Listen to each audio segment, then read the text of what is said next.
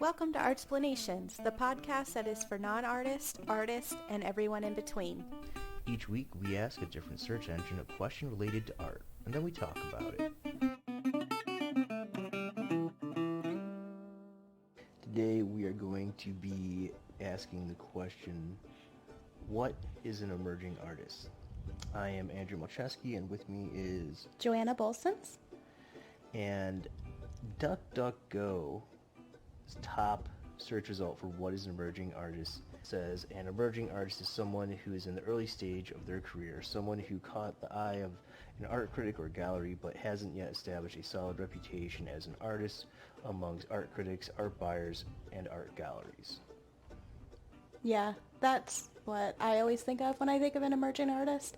It doesn't matter how long you've actually been doing it, but if you don't have representation, if you don't have a steady patronage, you're kind of an outlier. Whereas an emerging artist, they're starting to get noticed. They're starting to get, galleries coming to them or gallery directors coming to them.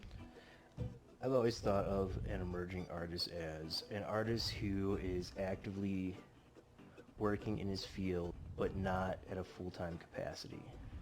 Yeah.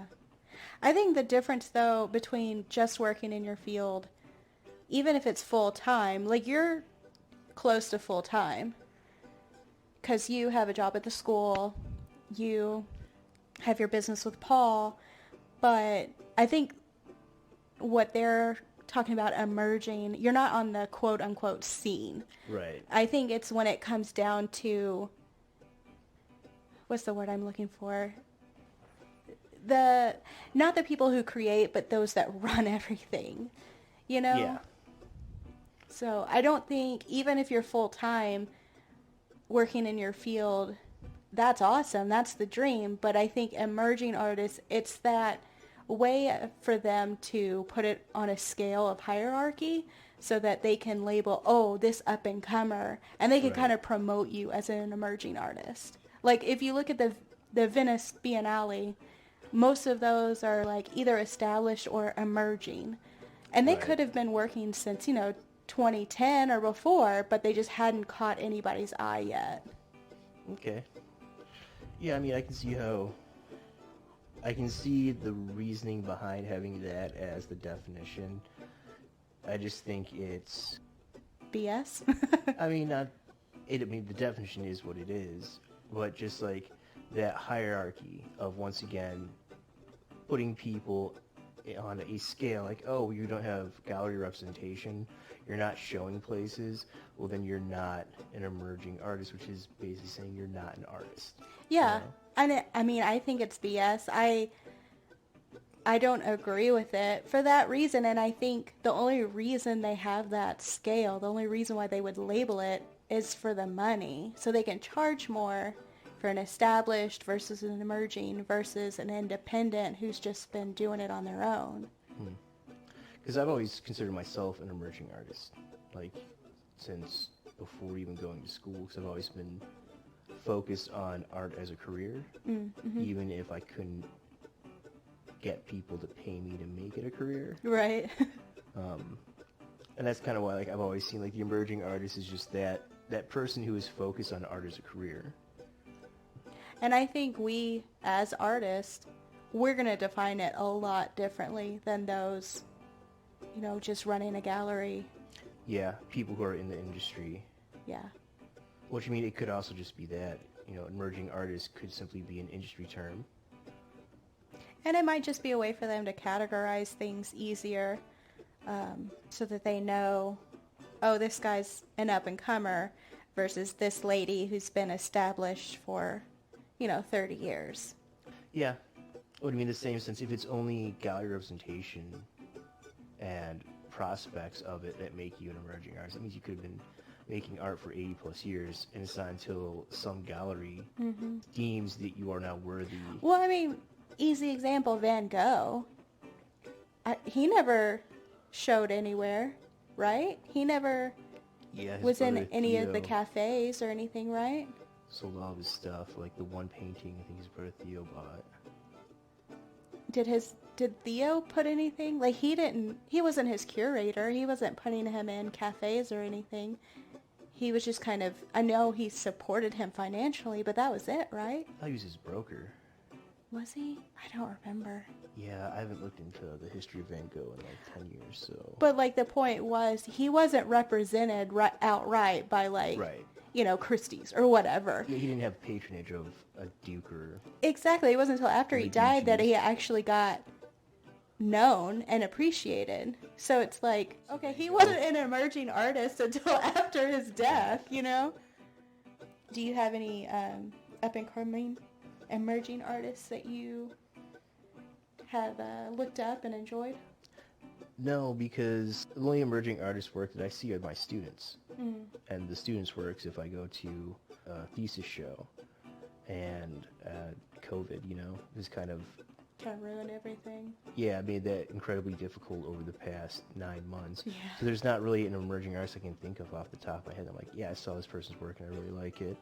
I'm not a fan. My personality is to not be a fan of things. Like, even the things that I like, I don't, like, wear t-shirts about them. Well, except for, like, some video games I like. I was about to say, your Christmas presents. Yeah, but I don't have t-shirts with, like, specific singers or bands' names on them. Like, I don't wildly champion a single... No, but that doesn't mean you're not going to look up, a sculpture... yeah. A sculpture scholarship or something that Right. might have been given out. Like, I look up new American paintings all the time. Yeah, and I do. I look at, I look at work, and I look at what people are doing and stuff that people are making, but I don't actively seek out the up-and-coming artists who are just being recognized by galleries. Oh. Yeah, because then it just seems like you're trying to either, from us, it would seem like we're trying to ride their coattails because we're artists too. And then also it's just like you're going after them for fame. I don't want to draw too be much trendy. inspiration from a trend. Yeah. Cool, now I'm going to go work on this new trendy thing, and by the time I get done with it, I'll be at the end of the trend, Yeah.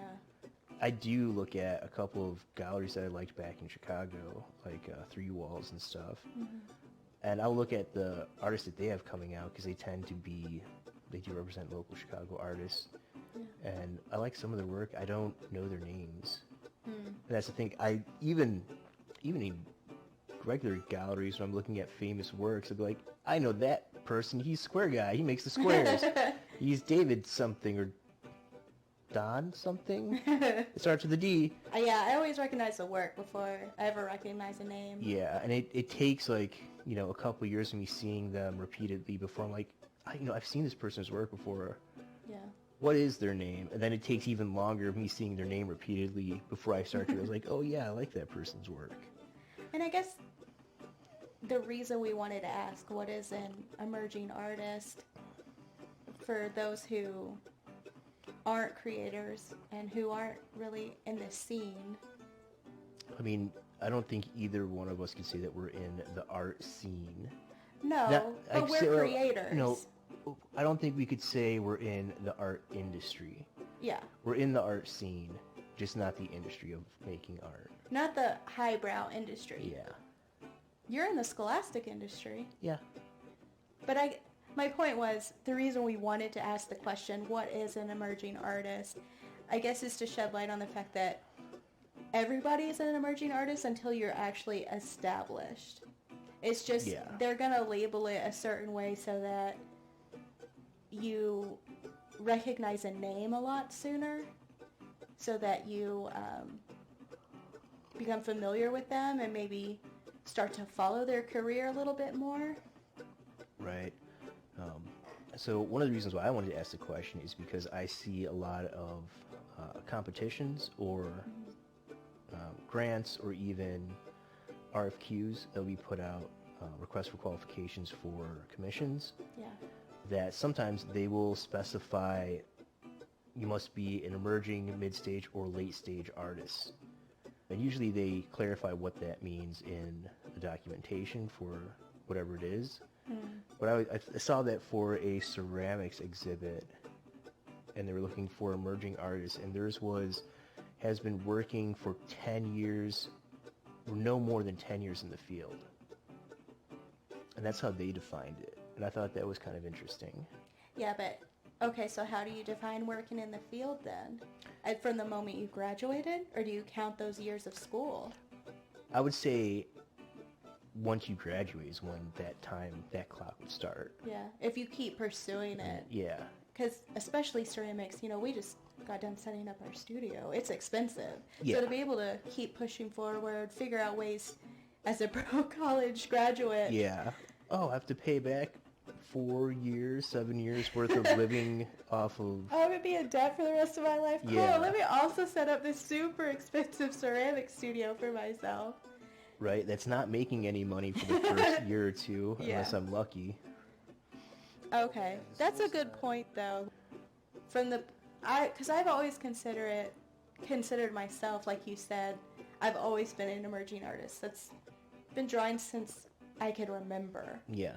So, but I've always counted my schooling too, because before I even decided to go to college, I was selling paintings. I had a couple of people back in Waco that liked my stuff, but it wasn't steady. I still had to have, my other jobs. And I had the same thing. I mean, even in school, it was like I had a couple commissions, and then coming right out of school, I had a couple larger commissions. Yeah. But it's never been enough where, like, I can stop looking for side work, other commissions, and having at least some kind of part-time or full-time job while I'm doing all this other stuff. And that's why I've always considered, that person who is actively working towards, the full-time art job. Like, the dream is gallery representation. Like the late-stage artist, that's where I would put them at. That person who has 2 or 3 assistants who do all the manual labor while they direct it, and then they come in and do all, like, the finicky fun stuff. And then, I mean, I know, like, established artists like Roger or Lewis or people, most of them are academics. Jack, who have been, they are maybe not represented by a gallery, but they show at least 2 or 3 shows a year. They have solo shows. They've shown internationally. Also, most of these people are department heads or heads of, tenure track professors.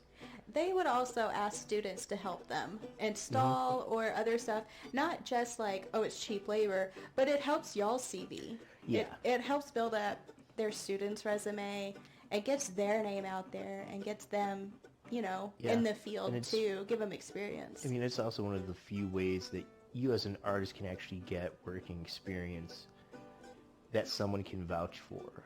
Like, if you're just in a studio by yourself making artwork and you go for a job somewhere in an art field at a gallery or as a shop tech or something like that, and they're like, oh, well, what experience? You're like, oh, well, I have my own studio and I work all the time. You're like, great, cool. So you have no experience. Right. But if you've worked, packing materials, making crates, hanging shows, running a shop, being a studio aide, whatever, then they can actually vouch, like, yeah, no, he's a great worker. He pays attention to details. He didn't burn my studio down. He put the fire out when he saw the wax catch on fire, those kind of things. Yeah. The point that I would like to reiterate is that an emerging artist is somebody you should help because they're just trying to live their dream. And if you see somebody at, your local coffee shop with a small set of paintings that you like, and it's only $30, hang it in your bathroom, hang it in your hallway. Yeah. And that really is the thing. The emerging artists, the student getting out of school with their bachelor's or their master's, those are great people to support. If you are looking to build a collection of art, you don't want to spend $3,000 a painting. Find out when your local community college has their end of semester art show. Yeah, because you see all these artists like Natalia Fabia or Laura Zombie. I love Natalia's work, but it's several $100s, if not several grand. Yeah. Her prints are several $100s. I don't have that kind of money. Right. But I know I can go to the college down the street and go Yeah, to their shows and help support them. because Always. it is a great way to grow your collection and to support a growing artist. I mean, only 30% are still active in their field after a year from graduating.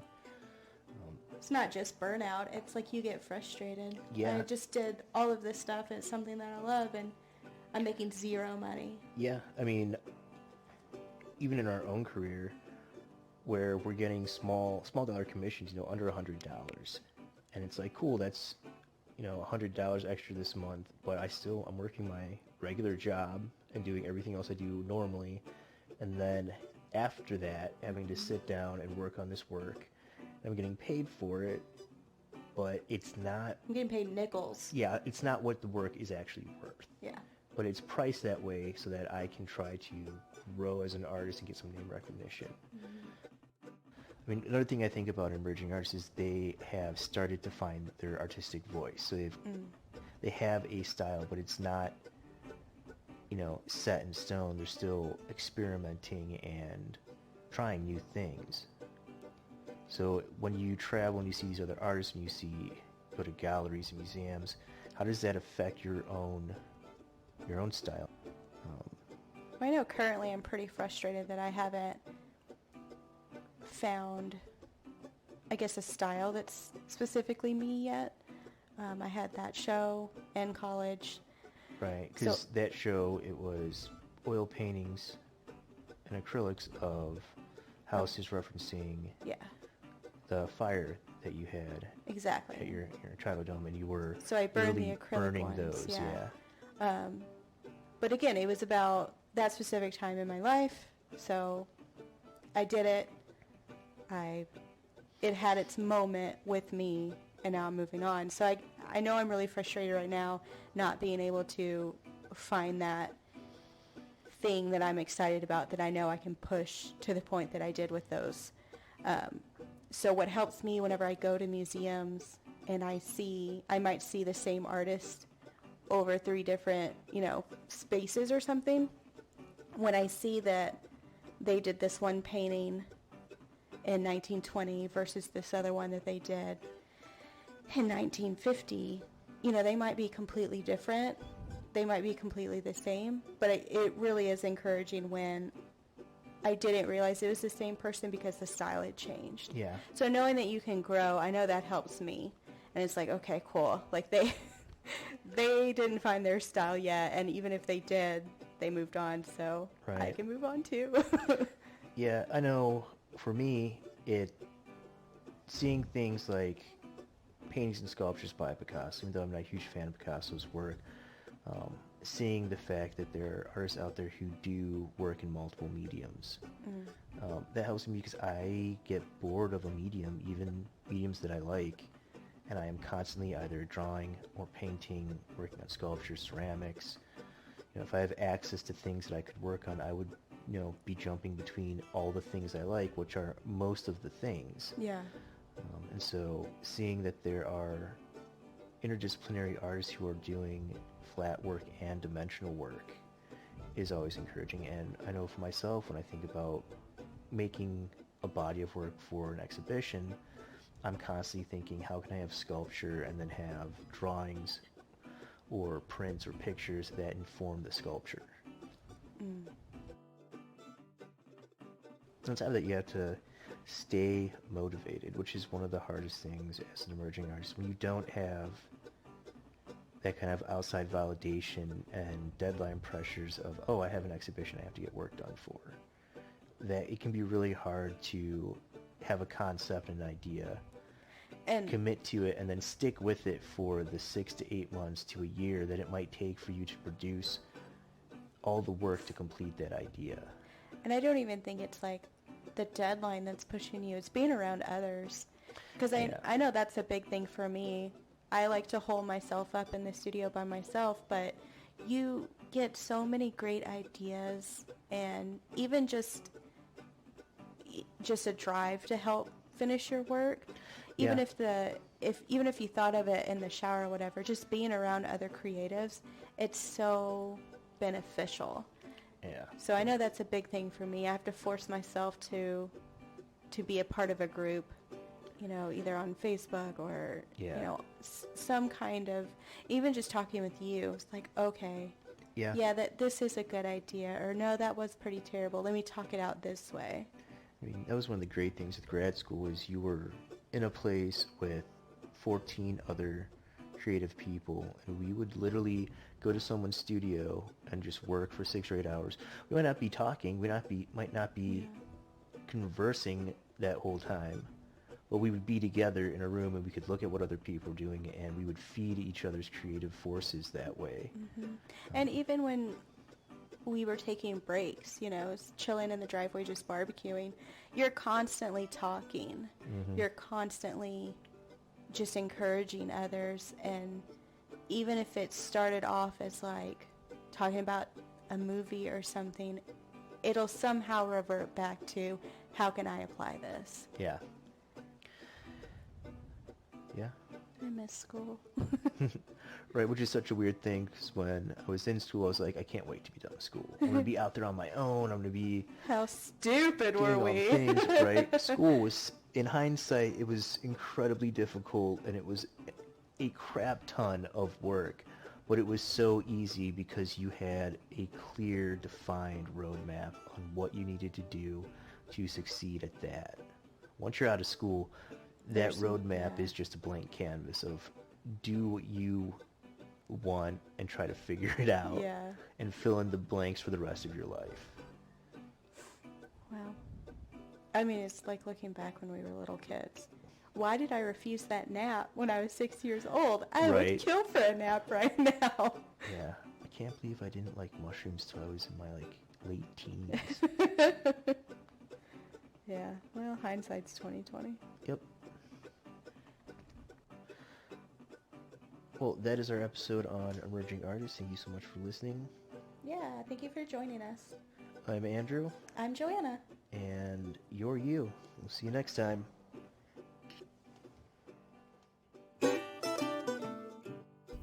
Thank you for listening to our podcast. It means so much that you would take the time to listen to us. If you like what you hear and would like to help us out, please give us a review and like on your podcast app and iTunes. Comment and tell your friends and family. We would also like to thank the Joy Drops and Free Music Archive for our music. We want to have a conversation. This means that any research we do for a subject is often done a week or two before we record, and our notes are minimal. This also means that as we talk about things, we might make mistakes, like in the pronunciation of names or the misattribution of a statement or a piece of work, and the messing up of titles and dates. If we do and we notice, we'll put a correction in the show notes. And if we don't, let us know so that we can. The best place to contact us is on our website, www.art-splanations.com. There you can find out more about us, the show, and each episode. You'll be able to find every artist quote and most of the specific vocabulary we use in each episode, as well as a list of upcoming topics. We invite you to join the conversation, so please let us know what you think. If you have suggestions or topics for discussion, you can let us know at our website, www.art-splanations.com. If you are curious about our artwork, the best place to find it is on our Instagrams. I'm at Andrew Malczewski. That's at AndrewMalczewski. And I'm at joanna.bolsons.artist. That's JOANNA.BOLSINS.ARTIST. These links and others can be found on the Art-splanation website. That's www.art-splanations.com. www.artsplanation.com.